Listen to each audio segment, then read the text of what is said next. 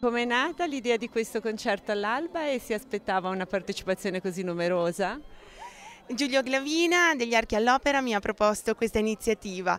Dapprima ero un po' titubante, ma poi ho capito che l'opportunità era importante, che quindi era anche il caso di rischiare, di proporre qualcosa di nuovo. Oggi è stato un successo meraviglioso, la gente è contenta, tanta gente così era impensabile, cioè era veramente incredibile.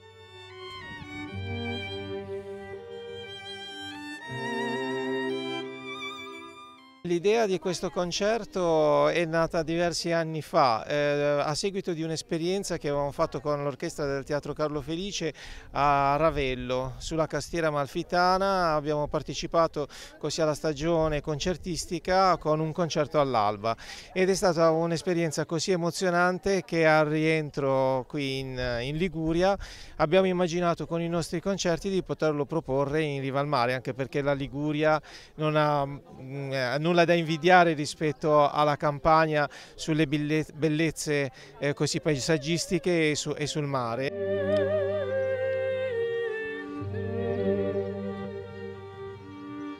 Da dove arriva e come è nata la collaborazione con l'Italia?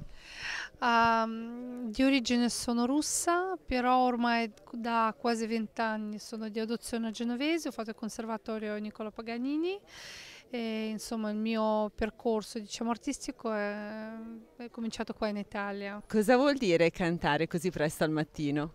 È stata la mia prima esperienza, comunque sindacalmente parlando diciamo che la voce comincia a funzionare solo dalle 10 del mattino e ci tenevo talmente tanto a unirmi a questa esperienza che ho detto di sì e insomma è andata abbastanza bene.